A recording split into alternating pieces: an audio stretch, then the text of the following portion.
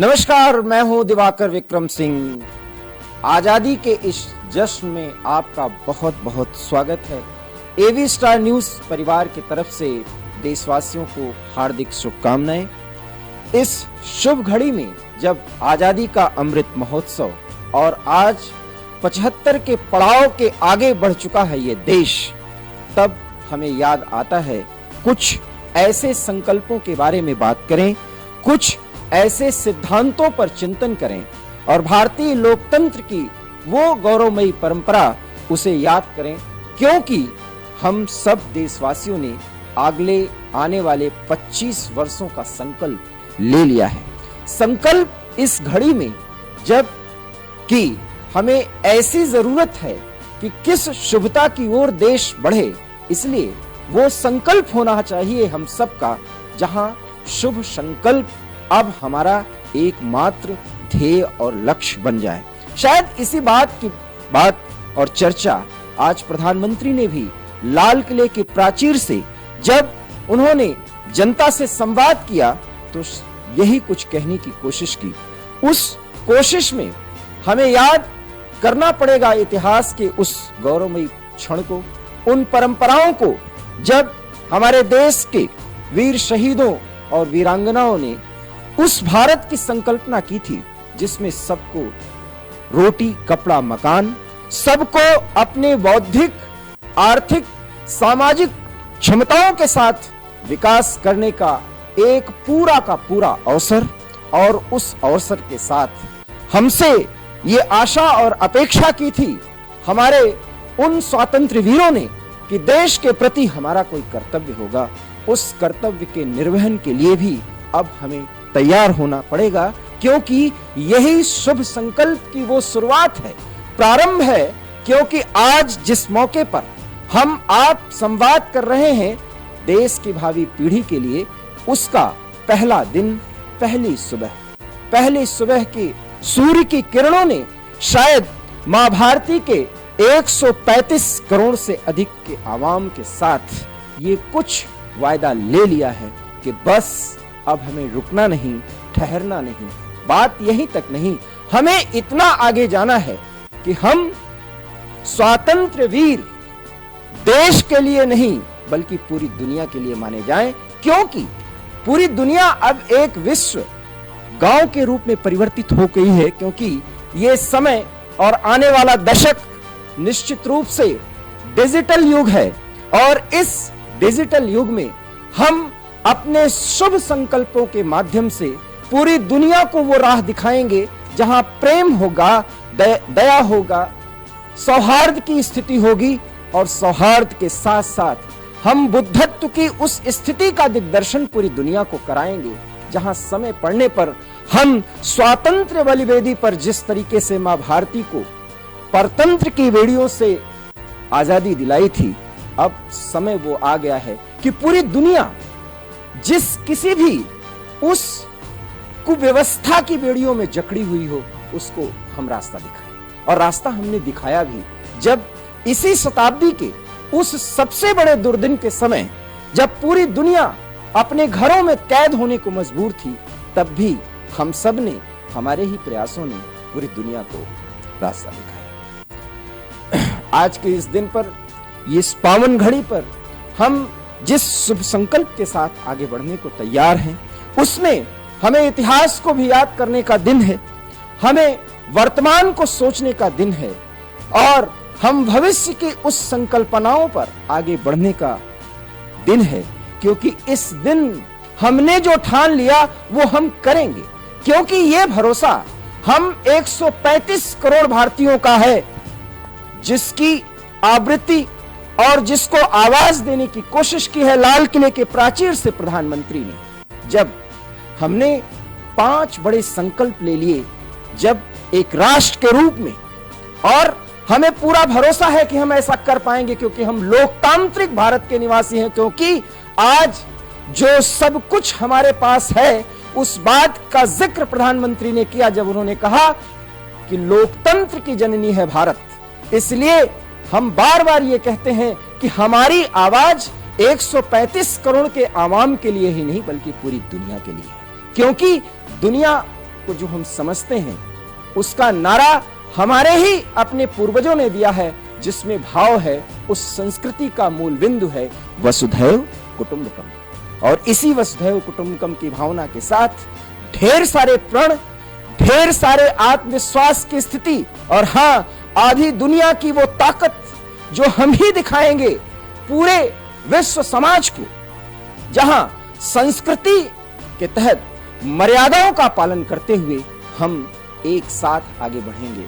और फिर जिस जिस बिंदु पर, जिस जिस पड़ाव पर आकर पूरी दुनिया उस खतरे के आगोश में जाने के लिए तैयार दिखती है, जहां मानवता के सामने ही संकट पैदा हो जाए, आज स्वातंत्र्य के इस घड़ी में 75 वर्ष के इस पड़ाव को पार कर लेने के बाद उस पहली सुबह से 135 करोड़ के आवाम ने संकल्प ले लिया है कि हम इतना आगे बढ़ेंगे, इतना आगे बढ़ेंगे, जहां भारतीय संस्कृति के सामने सब फीके हो जाएंगे। और यही वो विश्व गुरु की स्थिति है, और ये संकल्पना, ये सोच हम भारतीयों की है, और इसीलिए उसको आवाज आज दी गई हमारे प्रधान सेवक की तरफ से, वो भी लाल किले की प्राचीर से। इसलिए हमारी जिम्मेदारी ज्यादा होती है इस विशेष और विशेष अवसर पर, इस मंगल घड़ी पर हम एवी स्टार न्यूज की तरफ से आपको एक स्वातंत्र्य बोध कराने के लिए आगे आने के तैयार हैं, और कुछ विशेष एडिटोरियल पॉइंट ऑफ व्यू से जो कुछ भी बातें हैं और जो कुछ भी हमारी संपादकीय विचारधारा है, आज इस राष्ट्र के गौरव के दिन हमारे सहयोगी सोहन सिंह अब आपके साथ जुड़ेंगे और उस पूरे कार्यक्रम का वो संचालन करेंगे। आशा ही नहीं, पूर्ण विश्वास है कि हम अब रुकेंगे नहीं। चलते चलते जब हम सोहन सिंह को यहां पर बुलाएं, कविता की कुछ चंद लाइनें जरूर कहना चाहूंगा। इस पथ का यह उद्देश्य नहीं श्रांत भवन में टिक रहना, किंतु पहुंचना उस सीमा पर जिसके आगे राह नहीं। ये संकल्प है। सोहन सिंह अब आप आए और पूरे कार्यक्रम का संचालन करें।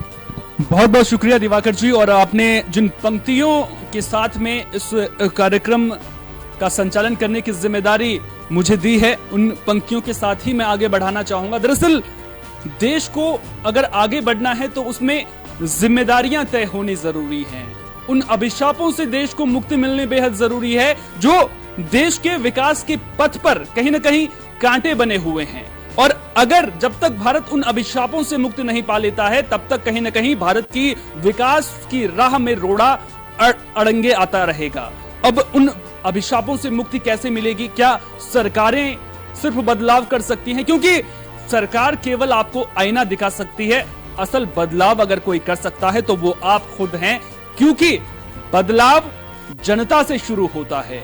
ये वही जनता है जिसने सड़कों पर आंदोलन करके अंग्रेजी हुकूमत के छक्के छुड़ा दिए थे। तो फिर जनता की ताकत क्या है, इसका एहसास होना आपके लिए बेहद जरूरी है। जब हम गंदगी सड़क पर पड़ी देखते हैं तो फिर हमारे मन में यह ख्याल जरूर आता होगा कि आखिर यहां पर इतनी गंदगी क्यों पड़ी हुई है। लेकिन क्या कभी हमने, जब हम खुद कूड़ा सड़क पर फेंकते हैं, तो खुद से सवाल पूछा है कि यह गंदगी हमारे जैसी सोच रखने वाले लोगों की वजह से पड़ी हुई है? और ये ध्येय लेना होगा, ये प्रण लेना होगा कि अगर देश को आगे बढ़ाना है तो उसमें सबसे पहले हमारी भागीदारी होनी बेहद जरूरी है। प्रधानमंत्री नरेंद्र मोदी जब आज लाल किले की प्राचीर से देश को संबोधित कर रहे थे तो कई मायनों में उनका ये संबोधन बेहद खास था, क्योंकि उस संबोधन में आने वाले भविष्य के सपने छुपे हुए थे। वो सपने छुपे हुए थे जो देश का हर नागरिक देखता है। वो सपने छुपे हुए थे जो हर मां अपने बच्चे के लिए देखती है, क्योंकि उन सपनों में असल भारत, विकसित भारत की बुनियाद रखने की जो नींव है वो कहीं ना कहीं छुपी हुई थी। और अगर विकसित भारत रूपी इमारत को खड़ा करना है तो उसकी नींव को हम सब भारतीयों को मिलकर मजबूत बनाना होगा, तभी हम असल विकसित भारत के जो सपने हैं उसको साकार कर पाएंगे। आज अपने इस कार्यक्रम के जरिए हम आज प्रधानमंत्री नरेंद्र मोदी ने जब लाल किले की प्राचीर से संबोधित किया, उन बातों पर तो बारीकी से नजर डालेंगे ही, उसका बारीकी से विश्लेषण करेंगे ही, साथ ही साथ इतिहास के पन्नों को भी पलटेंगे, आपको बताएंगे कि आखिर स्वतंत्रता हमें यूं ही नहीं मिली है, ये कोई तोहफे में नहीं मिली है। इसके लिए न जाने कितने अनगिनत वीर जवानों ने बलिवेदी पर अपने प्राणों की आहुति दी है। और जो सपना उन वीर जवानों ने देखा था, जो सपना महात्मा गांधी ने देखा था, जो सपना सुभाष चंद्र बोस ने देखा था, जो सपना चंद्रशेखर आजाद ने देखा था, जिस भारत के निर्माण के सपने वो देख रहे थे, क्या हम उस सपने को साकार कर रहे हैं? आजादी, इंडिपेंडेंस, स्वतंत्रता, आप कुछ भी कह लीजिए, कहने को महज शब्द भर हैं, लेकिन इन शब्दों के मायने अगर आप नहीं समझेंगे तो फिर आपका जीवन निरर्थक है। ये मैं इसलिए कह रहा हूं क्योंकि आजादी का अगर आपको मतलब समझना है तो उस पंछी से पूछिए जो सालों तक पिंजरे में कैद रहा हो और उसके बाद उसे खुला आसमान नसीब हुआ हो। जरा सोचिए उन लोगों के बारे में जो सैकड़ों सालों तक अंग्रेजी हुकूमत का शिकार हो रहे थे, उत्पीड़न उनका किया जा रहा था सैकड़ों सालों। इन शब्दों का इस्तेमाल मैं इसलिए कर रहा हूं क्योंकि प्रधानमंत्री नरेंद्र मोदी जब आज संबोधन कर रहे थे तो उन्होंने जब प्रणों का जिक्र किया तो उसमें एक प्रण यह भी था कि जो गुलामी वाली सोच है उससे हमें आजादी चाहिए। तो उस सोच से जब तक हमें आजादी नहीं मिलेगी असल मायनों में, तब तक हम स्वतंत्र नहीं हो पाएंगे। और उसके लिए हमें ना सिर्फ अपने विचारों की अभिव्यक्ति की जो आजादी मिली है उसको सही ढंग से इस्तेमाल करना है, बल्कि इनोवेशन का जो दौर है, जो अनुसंधान की बात प्रधानमंत्री नरेंद्र मोदी ने एक नारे के जरिए कही है, उस पर भी जोर देना होगा, तभी विकसित भारत की नींव तैयार हो पाएगी। प्रधानमंत्री नरेंद्र मोदी ने क्या कुछ कहा उसके बारे में विस्तार से चर्चा करते रहेंगे, लेकिन उससे पहले तिरंगे की कहानी भी आपको बता देते हैं, क्योंकि तिरंगे को लेकर के हमने देखा कि खूब सियासत देखने को मिली। हमने देखा कि कैसे ये तेरा तिरंगा, ये मेरा तिरंगा, सियासी गलियारों में इसकी गूंज भी खूब दिखाई देने लगी। जब केंद्र सरकार ने हर घर तिरंगा अभियान चलाया तो उसको लेकर के सवाल भी उठाए गए और सरकार पर आरोप भी लगाए गए। जम्मू कश्मीर के नेताओं ने कई सवाल खड़े किए, कई सारे सवाल आपके मन में भी उठे होंगे, लेकिन जब आज सुबह आप अपने घरों से बाहर निकले होंगे तो आपने जब हर घर पर तिरंगा लहराता हुआ देखा होगा तो जो मन को सुकून मिलता है, जो गूसबम्प उठते हैं, उन्हें शब्दों में बयां करना बिल्कुल भी आसान नहीं है। लेकिन भारत का तिरंगा झंडा शुरुआत से ही अपने इस स्वरूप में नहीं था। साल बदले, तिरंगे झंडे का स्वरूप बदलता गया, इसका डिजाइन बदलता गया, क्योंकि जब आजादी की लड़ाई चल रही थी तो उस वक्त कहीं ना कहीं देश को एक झंडे की जरूरत थी और उस झंडे का डिजाइन बार बार इसलिए बदला गया क्योंकि जो उस वक्त आजादी के नायक थे उन्हें कहीं ना कोई कमी जरूर लग रही थी। और जब आपको एक बात यह भी बता दें कि जब तिरंगा आज हम देखते हैं वो जब बनकर तैयार हुआ था तो महात्मा गांधी उस तिरंगे से डिजाइन से खुश नहीं थे। वो चरखा जो पहले बीच में रहता था वो चाहते थे कि वो चरखा बीच में ही रहे, उसको ना वहां से हटाया जाए। लेकिन जब उन्हें अशोक चक्र के बारे में बताया गया, अशोक चक्र के बारे में यह कहा गया कि जैसे चरखा आत्मनिर्भर भारत को दर्शाता है वैसे ही अशोक चक्र भी आत्मनिर्भर भारत का प्रतिनिधित्व करेगा, तो कहीं ना कहीं बेमन से ही सही महात्मा गांधी मान गए थे। लेकिन तिरंगा जो है वो अपने स्वरूपों को बार बार बदलता गया और अब जो तिरंगा हमारे सामने आया है, आखिरकार जब आजाद भारत को लेकर तिरंगे का डिजाइन तैयार किया जा रहा था तो फिर तिरंगा इस रूप से हमारे सामने आया। चलिए तिरंगे की कहानी आपको एक पैकेज के जरिए तिरंगे की जुबानी ही सुना देते हैं। मैं तिरंगा बोल रहा हूँ। आजादी की 75वीं वर्षगांठ को आज देश पूरे धूमधाम से मना रहा है। बच्चे, बूढ़े, जवान, हर कोई आजादी के रंग में रंगा नजर आ रहा है। ये रंग मेरा ही तो है जो इन मुस्कानों में दिखता है। इस रंग के लिए ही तो आजादी के मतवालों ने अपने खून से मुझे सींचा है। मैंने देखा है आजादी के दीवानों का वो जुनून जो भारत माँ की आजादी के लिए कुछ भी कर गुजरने को आतुर थे। मैंने देखी है देशभक्तों की वो दीवानगी जो आखिरी सांस तक बस वंदे मातरम कहते रहे। अपने खून का एक एक कतरा जिन दीवानों ने बहा दिया और हंसते हंसते चूम लिया फांसी के फंदे को, उन दीवानों के मतवालेपन को सहेजा है मैंने, शहीदों की शहादत को समेटा है मैंने। और इसलिए आज जब पूरे शान के साथ मैं लहरा रहा हूं तो वो गर्व, वो सम्मान मेरे हर रंग में है। लेकिन आज जो ये मेरा रंग है ये हमेशा ऐसा नहीं था। मैं बहुत दौरों से गुजरा, कई रंग में रंगा और जैसे ही देश को आजादी मिली तो बन गया राष्ट्र ध्वज तिरंगा। मेरे इस रंग की यात्रा 9 दशक से भी अधिक की है जो बेहद दिलचस्प है। आज आजादी के जश्न के मौके पर मैं आपको अपने इस यात्रा के हर पहलू को बताना चाहता हूं। जो आजादी की लड़ाई में बेहद दिलचस्प रहा, मैं आपको अपनी कहानी सुनाना चाहता हूं। अपनी इस यात्रा की शुरुआत करते हैं 1900 से। हालांकि आजादी पाने के लिए संघर्ष 1857 से शुरू हो चुका था, लेकिन इस लड़ाई में क्रांतिकारियों को जिस चीज की बहुत जरूरत महसूस हो रही थी वो कमी थी एक झंडे की। 1900 में बोधगया में ये खोज खत्म हुई, जहां पर स्वामी विवेकानंद की शिष्या सिस्टर निवेदिता को इस झंडे को बनाने की जिम्मेदारी दी गई। सन 1900 में जब आजादी की लड़ाई परवान चढ़ रही थी तो सिस्टर निवेदिता, जो कि स्वामी विवेकानंद की शिष्या थीं और आयरलैंड की रहने वाली थी, उन्हें यह जिम्मेदारी दी गई कि वो एक झंडा तैयार करें। अपनी यात्रा के दौरान बोधगया में सिस्टर निवेदिता ने वज्र के चिन्ह को देखा, जिसके बाद उन्होंने इसे झंडे में इस्तेमाल करने की सोची। दरअसल वज्र भगवान इंद्र का शस्त्र है। इसके अलावा झंडे के चारों तरफ 101 दियों की कतार भी सिस्टर ने बनाई।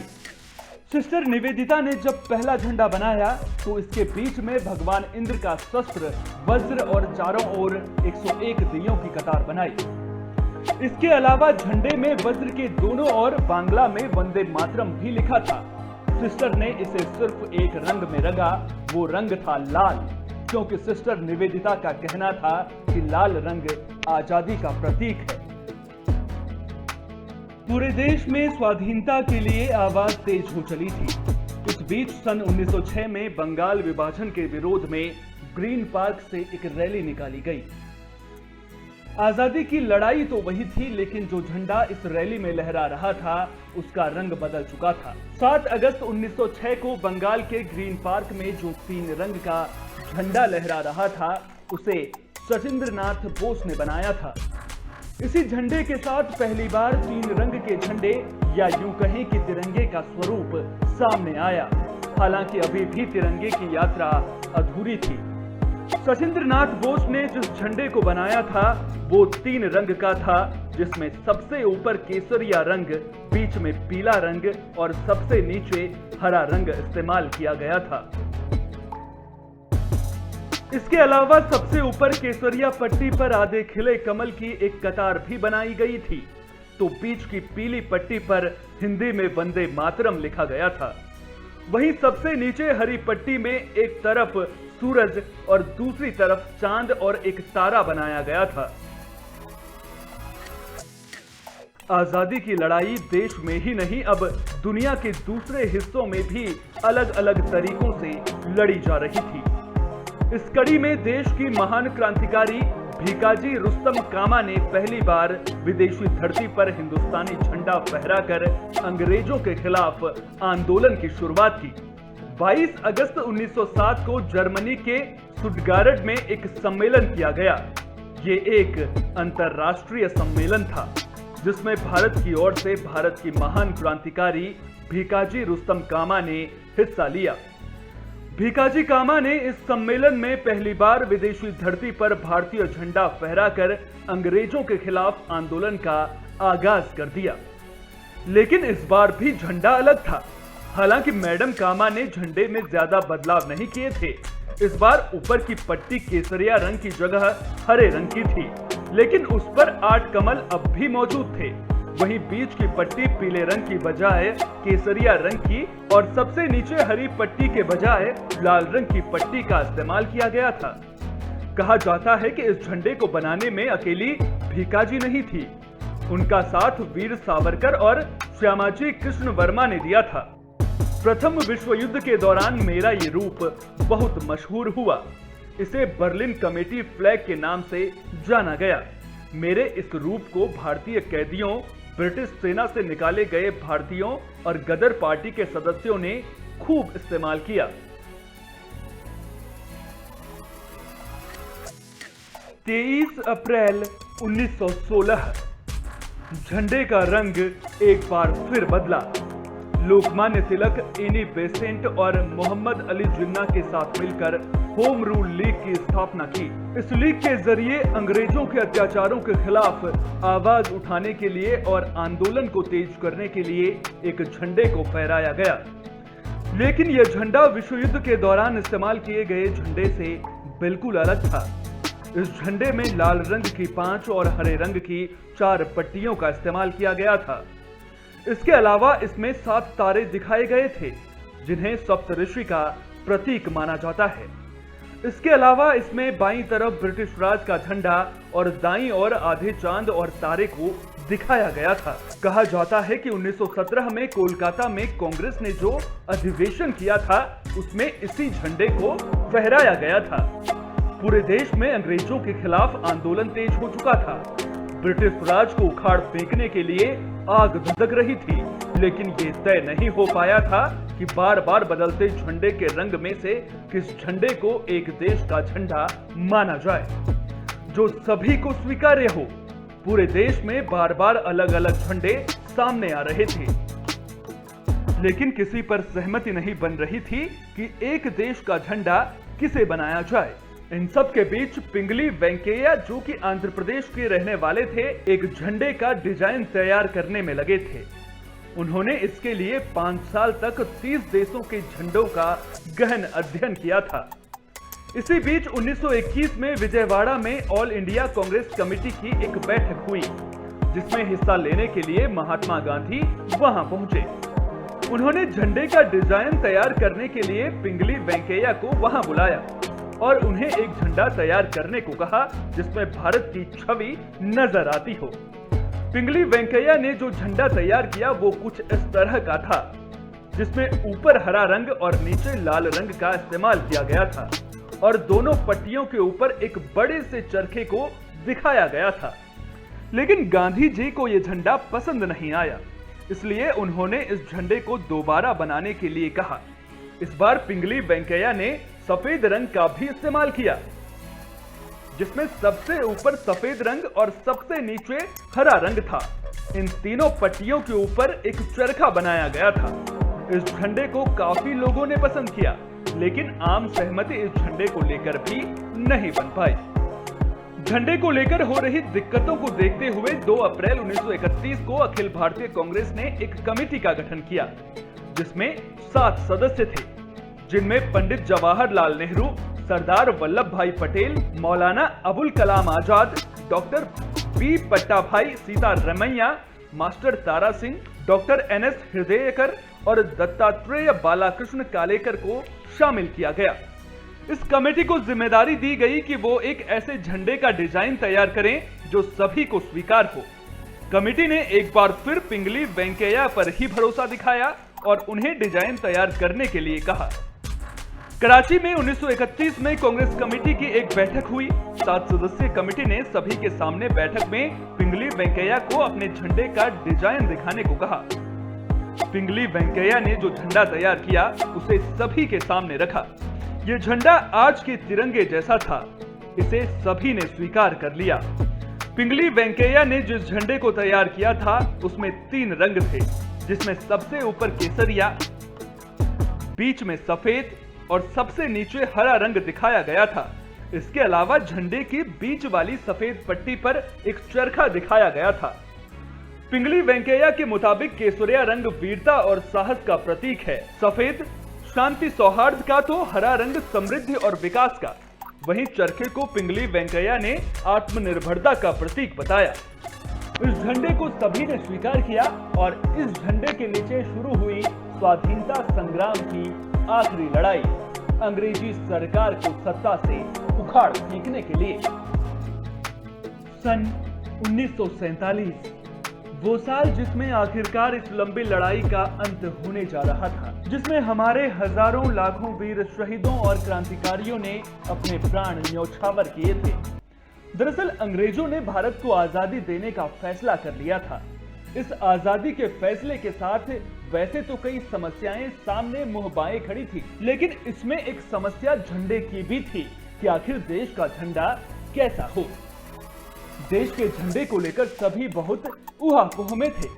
ज्यादातर लोगों का मानना था कि कांग्रेस पार्टी के झंडे को भी देश का झंडा मान लिया जाए, लेकिन कुछ का मानना था कि कांग्रेस पार्टी के झंडे से देश के झंडे को अलग होना चाहिए। 23 जून 1947 को संविधान सभा ने डॉक्टर राजेंद्र प्रसाद के नेतृत्व में एक एड हॉक कमेटी का गठन किया, जिसमें डॉक्टर राजेंद्र प्रसाद के अलावा मौलाना अबुल कलाम आजाद, सरोजनी नायडू, सी राजगोपालाचार्य, के.एम. मुंशी और बी.आर. अंबेडकर को शामिल किया गया। इस कमेटी को जिम्मेदारी दी गई आजाद भारत का झंडा बनाने की। इस कमेटी की बैठकें 3 हफ्ते तक चली और आखिरकार कमेटी ने फैसला लिया कि कांग्रेस पार्टी के झंडे में थोड़े बदलाव किए जाएं और इसे ही आजाद भारत का झंडा मान लिया जाए। जो बदलाव एड हॉक कमेटी की तरफ से सुझाए गए थे, उनमें सबसे बड़ा बदलाव सफेद पट्टी पर बने चरखे की जगह अशोक चक्र के इस्तेमाल का था। कमेटी का मानना था कि अशोक चक्र भी चरखे का प्रतीक है जो आत्मनिर्भरता को दिखाता है। कमेटी ने जब यह फैसला लिया कि झंडे के बीच में चरखे की जगह अशोक चक्र को लिया जाए, तो इसकी जानकारी महात्मा गांधी को भी हुई, जिससे वो नाराज हो गए। उनका कहना था कि 1931 में जिस झंडे को उन्होंने स्वीकार किया था, वो ही आजाद भारत का झंडा होना चाहिए। साथ ही झंडे के बीच से चरखे को हटाने के तो वो बिल्कुल खिलाफ थे। उनका कहना था कि चरखे के बिना भारत की सही तस्वीर पेश नहीं की जा सकती। हालांकि बाद में उन्हें बड़े नेताओं ने किसी तरह ये कहकर मना लिया कि चक्र भी चरखे का ही प्रतीक है। हालांकि बेमन से ही सही, लेकिन गांधी जी ने इसे आखिर स्वीकार कर लिया। संविधान की एड हॉक कमेटी ने अपनी बैठक में यह फैसला लिया कि 14 जुलाई 1947 को संविधान सभा की बैठक में पंडित जवाहरलाल नेहरू आजाद भारत के झंडे के प्रस्ताव को पेश करेंगे। और हुआ भी कुछ वैसा ही। आजादी से मात्र 24 दिन पहले पंडित जवाहरलाल नेहरू ने राष्ट्रीय ध्वज के लिए प्रस्ताव दिया और उसे सर्वसम्मति से पारित भी कर दिया गया। और जो स्वरूप सबके सामने आया वो कुछ ऐसा था। सबसे ऊपर केसरिया रंग, जो भगवा रंग से लिया गया, जो पूर्व काल से अखंड भारत का झंडा रहा, जिसके नीचे पूरे आर्यव्रत ने अपना भूत, भविष्य और वर्तमान बुना। बीच में सफेद पट्टी जो शांति और सौहार्द का प्रतीक है। सबसे नीचे हरा रंग जो भारत की समृद्धि और विकास की निशानी है। और बीच में नीले रंग का अशोक चक्र जिसमें 24 कमानियां हैं, जो आत्मनिर्भरता और दिन के 24 घंटों का प्रतीक है। और आखिर में मैं ये भी बता दूं कि मैं पहली बार 16 अगस्त 1947 को देश के पहले प्रधानमंत्री जवाहरलाल नेहरू के जरिए लाल किला की प्राचीर पर फहराया गया। और तब से लेकर आज तक हमारी आन बान शान, हमारी प्रगति, हमारे शौर्य और विकास का प्रतीक तिरंगा और भी बड़ी शान से लहरा रहा है, जो मस्तक है हमारे देश का, हमारे स्वाभिमान का। जय हिंद। राष्ट्र पर प्राण न्यौछावर करने वाले फौजी रणबांकुरों के शवों पर और राष्ट्र की महान विभूतियों के शवों पर भी मुझे उनकी शहादत को सम्मान देने के लिए लपेटा जाता है।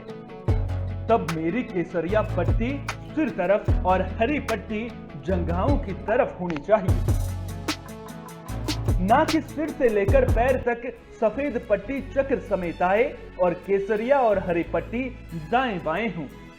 याद रहे, शहीद या विशिष्ट व्यक्ति के शव के साथ मुझे जलाया या दफनाया नहीं जाए, बल्कि मुखाग्नि क्रिया से पहले या कब्र में शरीर रखने से पहले मुझे हटा लिया जाए।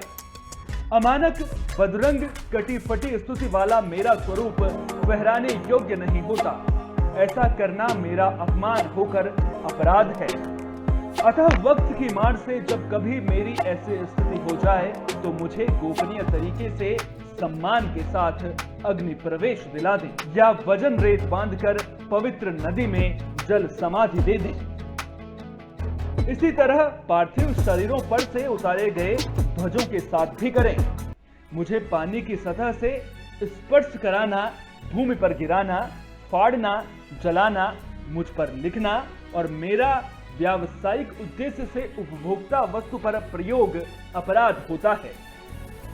मुझे झुकाना भी मेरा अपमान कहलाता है। और आखिर में मैं ये भी बता दूं, मैं पहली बार 16 अगस्त 1947 को देश के पहले प्रधानमंत्री जवाहरलाल नेहरू के जरिए लाल किले की प्राचीर पर फहराया गया और तब से लेकर आज तक हमारी आन बान शान, हमारी प्रगति, हमारे शौर्य और विकास का प्रतीक तिरंगा आज भी बड़ी शान से लहरा रहा है, जो मस्तक है हमारे देश का, हमारे स्वाभिमान का।